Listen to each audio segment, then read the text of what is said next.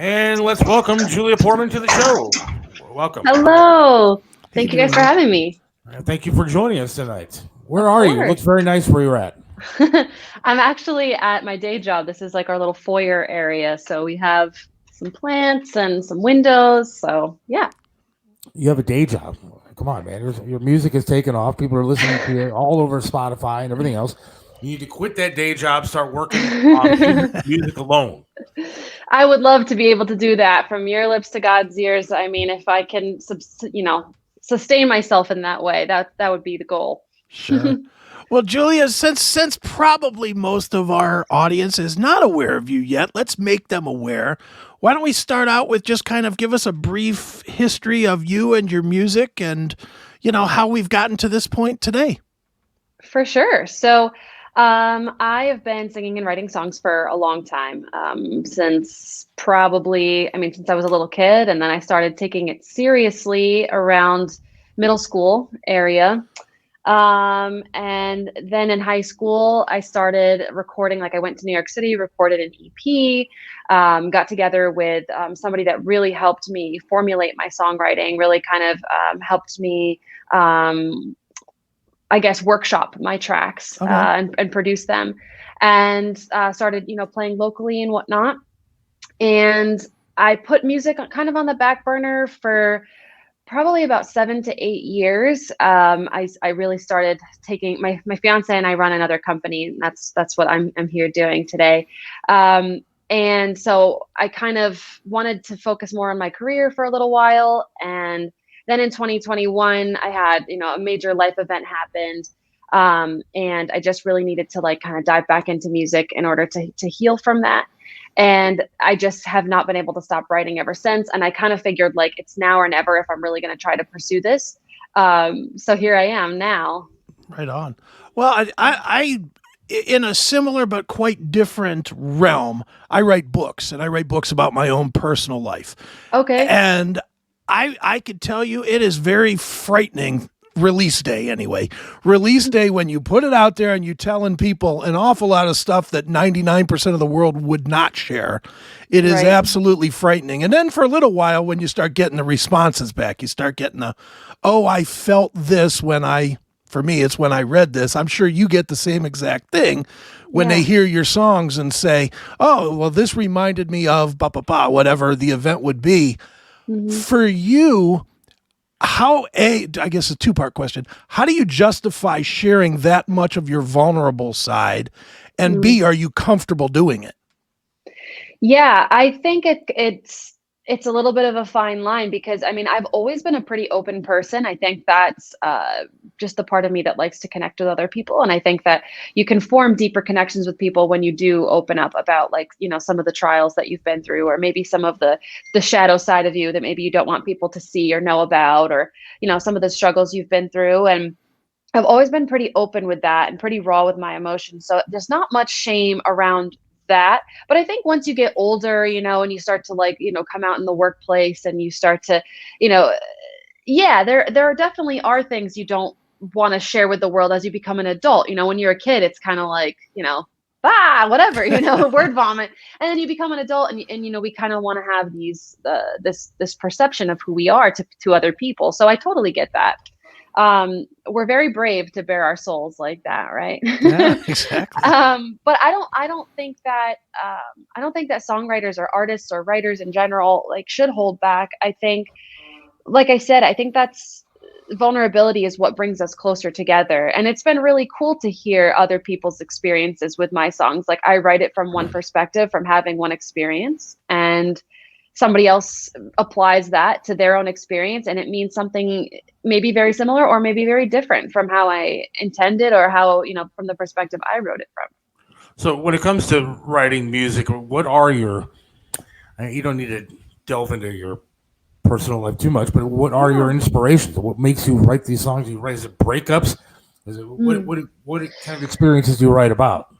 Yeah, so when I was younger, it was heavily revolved around either falling in love or breaking up. And I think that's when I listen to so many songs, that's like 80% of the music out there. It's either I'm falling in love and we're so happy, or you broke my heart, how dare you, screw you, Right.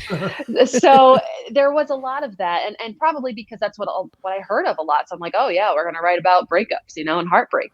But also there's a lot of that in high school, in middle school and high school. You're kind of figuring out how to have a first relationship, or what love is, or you're kind of feeling all those things out. And of course, nothing really lasts that long. So of course you're bound to get your heart broken when you're like 14, 16 years old. Right. So I found a lot of solace in writing about those experiences. It felt super therapeutic. Like there'd be nights I would be like just crying and really upset, and then I would turn it into a song. And then like when I would sing that song, I felt empowered, and it really kind of transmuted that, those emotions. So yeah, I feel like, to get back to your question, I was just like, wait a minute, what did he ask me? So yeah, definitely from that. And now that you bring that up, I mean, lately I've been trying to kind of put my storyteller cap on a little bit. And it's like, all right, well, maybe I've never experienced this exact thing, but I want to write about this scenario and how well I can write this scenario.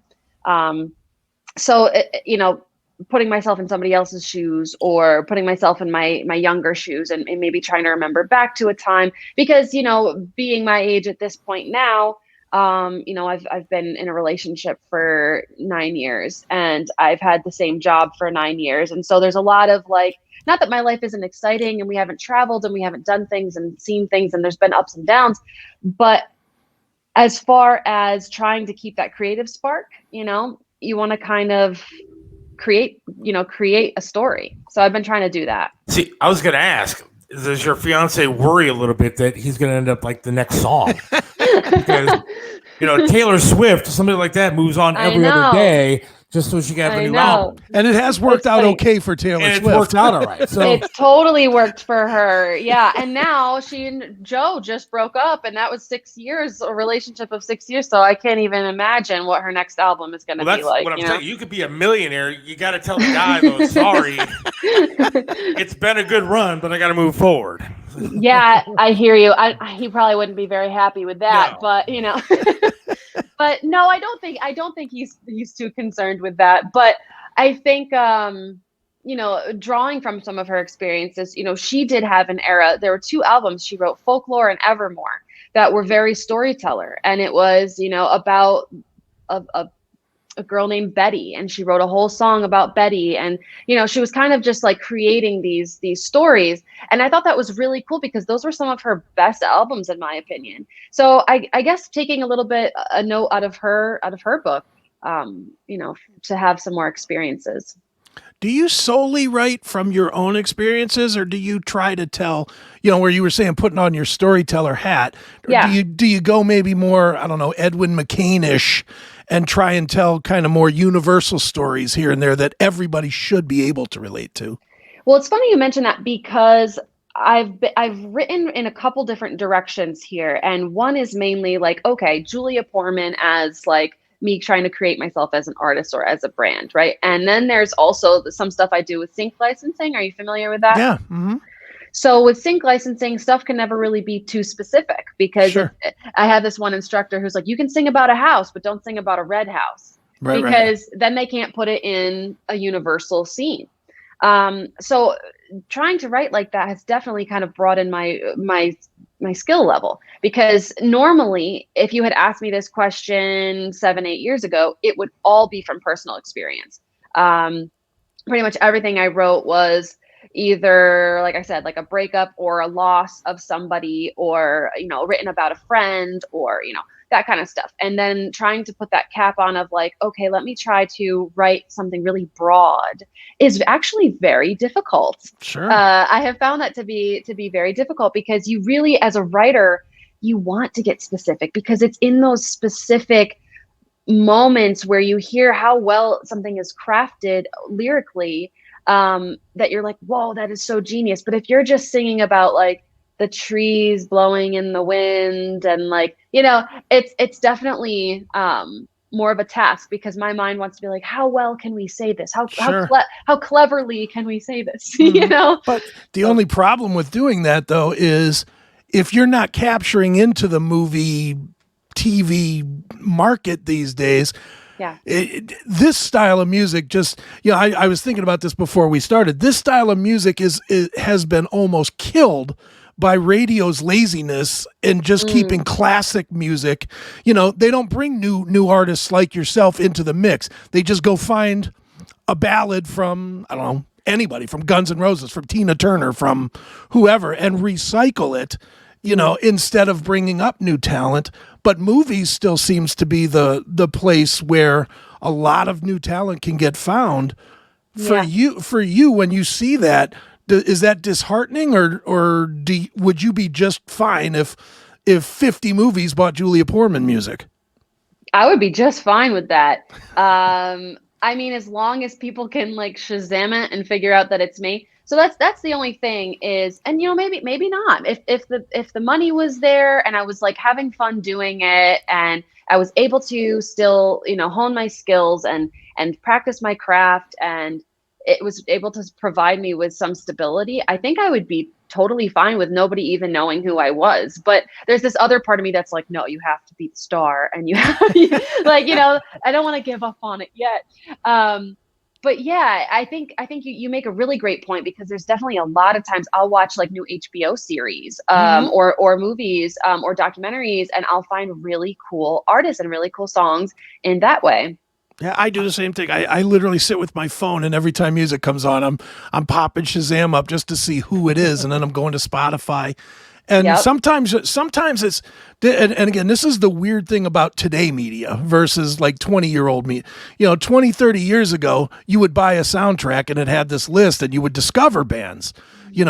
Today, it's such a weird thing. You'll hear an iconic song, like the Sopranos theme, which I know that's older, but who does it? Do you know? No. It's one of the most iconic songs of all time. Yeah. And nobody knows who did it. And that's disheartening. Yeah. For a creative person like yourself. If you had a song that was known by 100 million people like that song, and nobody could say, hey, that's who, I don't even know who it is. I was just throwing it out there. Right. But how disheartening is that? No, he's I'm sure he's financially happy, but there's a part of you that wonders if he wouldn't rather be out there, rivaling Taylor Swift on that tour, playing stadiums. Right. Yeah, no, you make a very good point. I think, it's a fine line by like being fulfilled with the craft itself, or because, I have this one producer who is always like, comparing the amount of money I would make from streams. Like I have one song that has over 100,000 streams, and he's like, okay, so that's X amount of dollars. It's not a lot. And then he'll be like, now for the same, for 10 plays on this one TV show, you're making like twice that. You know what I mean? So he's like 100,000 streams versus 10 streams. Right. And it's like, well, from that perspective, sure. And nobody knows on those TV shows who I am. So I've had a couple songs on The Young and the Restless. So that's really my only success so far with sync music. But at the end, it's not like, oh, Julia Poorman wrote this song or anything like that. So I think you really do have to weigh kind of what is more important to you or what you value more. And I think it's just cool for me personally to dip my toe in a little bit of both, because it's cool to watch TV and not that I watch The Young and the Restless in general, but when my songs were on, I would definitely, I was Huluing it and listening to myself on TV, and I thought that was cool. But yeah, you kind of have to, you have to see where you feel most fulfilled. Right. And it really comes into that place of what do you want out of your career? Because I can just tell you, I have two friends that are both in the Songwriting Hall of Fame, and they've written huge songs for huge players. And I'll tell you their names, and you're going to say, yeah, I don't know either. Gary Burr and Georgia Middleman. And nobody knows them. No. And they've written like, I know Gary wrote Love's Been a Little Bit Hard on Me for Juice Newton a zillion years ago. And it's like, okay, that's a big giant song and nobody knows his name. And that's, but he's, but he's in a huge house and he's happy. So yeah, a lot of these artists too, some of them write their own music, but even if they write their own music, there's like 2 or 3 other co-writers on there. Mm-hmm. So it's interesting because a lot of the people that are the faces of the music are not typically the writers of the music. And, I think about that sometimes too, like whatever, just want to write tracks for other artists. And maybe I would get to that point too. But yeah, I guess, it's interesting, this industry is cutthroat. It's not necessarily easy to make it or anything, but it's cool that there's a few different avenues for people. So, you want to write songs for other artists. Do you want to get your songs on TV or in movies? Do you want to play out, and do you want to tour? Do you want to run Spotify promotions and just see how many streams you can rack up? I mean, I don't know. There's so many different areas that people can find success in. So I think that is definitely cool. So where are you at? And do you play local? Do you do a lot of bar gigs? Do you go out and see the scene? I mean, what's the deal? Yeah, so I do play locally. Currently right now, I really want to get my full band some gigs, but that's the thing is I'm trying to find the gigs at the right places, because I am not an artist that wants to play Brown Eyed Girl and cover songs for 3 hours at a bar, even though I hear that's what, you kind of, and I've done it, believe me, I've done it before in the past. And I'm about to play a birthday party, not a birthday. I mean, yeah, I guess it's a birthday party or an anniversary party for a coffee shop in a couple of weeks. And that's cool. But, mixed into there, it's a lot of covers and a lot of that kind of stuff. So the gigs that I'm trying to get, they have to be the right venue. It has to be a 30 to 45 minute set on a bill with other original artists in a venue that supports original music. And that is really kind of hard to come by. And the places that do that, you kind of have to know someone that knows someone in order to get in. So it's yes, I am playing locally, but I'm playing kind of solo acoustic stuff here and there. And, my sights are set on getting some full band gigs at some cool venues in New Jersey, around the Asbury area, or in New York, Brooklyn would be really, really cool. Yeah, people are asking where you were located. So you're up there in New York and stuff like that? I am in Asbury Park, New Jersey. I'm originally from Syracuse, New York, but I've been in Asbury for about 9 years now. It's got to be a pretty good music scene up there, you would think. Probably a lot of places to play and a lot of places to get out and show the music. It absolutely is. There's a little, it's not actually little, it's a cute little boutique hotel in Asbury, and they do open mic nights, and they do little showcases for local artists and they support original music there. So I've played there multiple times and hope to be back soon. But there's other places like the Stone Pony, the Wonder Bar. So all of those places are venues that I say eventually, but I'm ready to go. I just need someone to write me back and hook it up. But yeah, so it's definitely a cool scene. It's just in the summertime, Asbury is slammed. Their calendars are booked out, and it's a very niche scene. But yes, there's definitely a lot of places to play and a lot of opportunities here. All right, don't kill me here, but I'm just going to ask the question because people keep texting in and asking, how old is she? Now, I don't know. I would never like to ask a lady her I'm age. guessing 23. I was going to say 25. Wow. 25. Okay. I will take either of those. I'll take either of those. I was born in the mid 90s. Let's leave it at that. All right. That's a lot younger than us, so you should probably, you can come clean. It's all right. I was born in the late 60s, so mid 90s is a big difference. Mid 70s. It's totally out there. I'm 28, but I will be 29 in August. So, okay. And then for every year after. Exactly. So when's the big day? And everybody's wondering that too. You're engaged. You got a fiance. Yeah. When is it coming soon? You guys getting hitched, or are you gonna dump them before then write another song?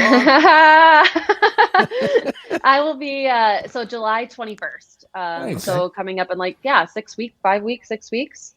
But yeah, we've been together for 9 years, so it's we're just ready to do it. Now let me ask you this on the marriage thing. Okay. Only because I have a bunch of friends that are musicians. Mm-hmm. I've been to several friends' weddings where they performed at their own wedding. Will you perform at your own wedding? No chance. No. I was even like, should I play like some of my songs on the playlist? And that's like as far as I would go, is maybe have like a song or two on the playlist. Okay. I thought it would be cool to commemorate, but no, I will not. I will not be playing. You got enough to worry about, like, right? Yeah, and it's a very small, like, so totally low key wedding because we've been engaged for 3 years and COVID threw it off, and then I lost my father and he lost his mother, and it was kind of just like 2 years of and COVID, like the whole COVID thing. It was just kind of 2 years of like, what are we doing? Like, right. We just didn't feel like planning anything like that. So finally, like 2 months ago, we're like, let's just do it. Like, come on, like, we're not going anywhere, so let's just do it. So it's very small, but no, I will not be performing. I don't need that extra like preparation. Right. And it would be one of those things where it'd be like all eyes on me in silence. So no. All right, I'm going to ask a weird question, but I got to know this because I've never talked to a female artist like I had a chance to talk like this. Are guy groupies as weird as like female groupies to rock stars? Are they coming up to you and hitting on you, and your 4 fiancés sitting right there watching everything? I haven't had too much of that experience yet, to be honest. A lot of the stuff I've done is very small, but I will say, like, people on the internet is more like, that's where a lot of weird stuff happens. Yeah. So yeah, I had like this one guy over FaceTime Messenger, he first wrote me saying like, "Hi, Julia." And I looked on his page, and he worked at a record label or something. So I thought it was just somebody inquiring. So of course I wrote back. And then after that, he was like saying his name and my name sounded good together. And I was just oh, no, that's where, I'm good. So I stopped replying. And then like 2 weeks ago, because I just kind of out of sight, out of mind, stopped replying. 2 weeks ago, he's like FaceTime message calling me. And I'm like walking down to the beach, and it's just on repeat calling me. I was like, all right, this is where you get blocked. So like, there's definitely been some internet stuff, but not so much in person. Wow. So what are your plans going forward as far as music? Are you going to keep doing Spotify? You got another album coming out, or? Yeah, so definitely I'm going to keep the Spotify releases up for sure. I have plans of potentially putting out a full-length album with some of the singles that I've already done, plus some other music. I think the thing is just like, everybody wants new stuff continuously, right? So it's like just trying to keep up with that demand. Yeah, everyone's like, no, we need more Julia music. But, I like to think that. But no, I think it is just important for like, the algorithm and all that stuff. People always want, new stuff. So they do, but and I'm the biggest hater of this. I'm an album person. Maybe it's because I'm old. It probably is, but I just feel like right now you're working "View of You" is the current single, which great song, by the way. We're gonna play a little bit of it before we finish, but I think that when you do singles, they get lost. If somebody doesn't catch it that first day. If they miss it the first day and it doesn't get added to the right playlists or the right people share it or whatever, it's gone. And people look like, I'm as guilty as anybody of it. I'll look at Spotify, and if I see 2022, it's like, nah. That's really. I'm like, that's old. I want new. I'm as guilty as everybody. Well, there you go. Yeah. But at the same time, if it's one song, let's just say I didn't like "View of You." If I heard that song and I don't know you, I'm gone forever. And that's so not fair when you look at older bands. You look at a Journey or a Foreigner or whatever. They had a few clunker 30, 40 songs that didn't hit before they hit. Right. And it's like, wow, you get one shot now and it's gone. It just seems like we're losing a lot of quality music and musicians because of the singles mentality that Spotify pushes. Yeah, for sure. Definitely. I agree with that. I had an interview last week, and we were talking about how like songs and music has just become really watered down. Not for everybody. Of course, you can't like paint with a fat brush or whatever they say. Broad brush. Yeah, exactly. So it's like, not everybody, but there's definitely a lot out there. I think people just feel the pressure to release. And luckily, in my case, it was actually, I'm prepared for this, because it's not like when I put out Already Got It months ago, that was my first song that I had ever written. Like, I have so much material because I've been writing for so long.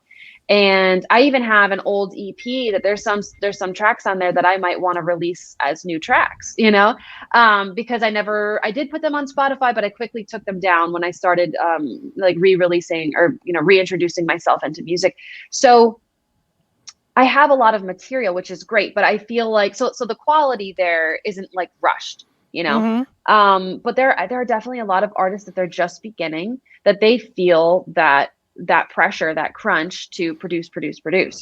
Well, the best way anymore to get stuff out there is going on TikTok and putting up a minute-long clip on there. I mean, I wasn't creeping, but I was looking at your TikTok channel before the show, and I mean, that's the best way to get your personality out there anymore, is this social media stuff.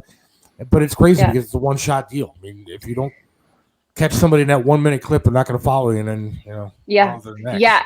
And what's crazy about TikTok is you don't know what video could have hundreds of thousands of eyes on it. Like, I've made so much content about like my music, or just like inspirational stuff about like, you can do it kind of messages.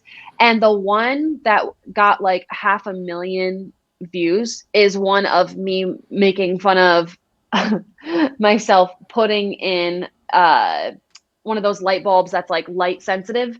And I didn't know that it was, and I put it in a lamp, and I just happened to use a song that I just picked this song because I liked it. I heard it one time, I picked it, and it just happened to be blowing up at the time. Right. And after I made that video, that song was like every 2 scrolls. It was just like that last night we let the liquor talk. You couldn't scroll through TikTok and not hear that song. So this was another one of those, and it was just like me, like laughing at me moving my arm and the light turning on, and that got like 400 and something thousand streams, but it had nothing to do with my music. So I was like, crazy. Really of course. But TikTok is very strange, but it's like a necessity right now. Well, tell everybody where they can find your music. Yeah, you can find my music on Spotify, on Apple, on Deezer. You just have to look me up. My first name is Julia. My last name is Poorman, spelled like poor man. And you can find me on Instagram at Julia_Poorman. You can find me on TikTok at Julia_Poorman. YouTube, my name. Well, just so you know, I did follow you, but I'm not some weird dude. I was just checking out everything for the show. Awesome. No, thank you. I'm gonna start liking all your 100 videos that you have on there. If you get a weird FaceTime that says Seth on it, you'll know. Yeah. Oh my God. Just I apologize for the calls earlier. Okay? Well, thank you for coming on tonight. We appreciate it. Oh, of course, you guys. Thank you so much for having me. You were really Good luck fun. to you. Good luck to you. And Thank hopefully you. we'll have you on again. Talk about when you're the next Taylor Swift playing the stadium here. So, oh my God. Yeah. Thank you. I appreciate it. All right, good luck, Julia. Thank you so much. Care. Have a good Thank night. you. Bye. You too.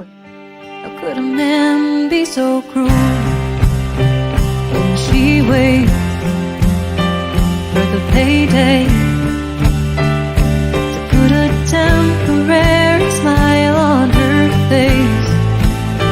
But only God knows the shadows on the other side of the frosted window. Oh, we need it, but we got it. Oh, we need it, but we got it. Oh, we need it, but we got it. All we ever want, yeah, we already got it.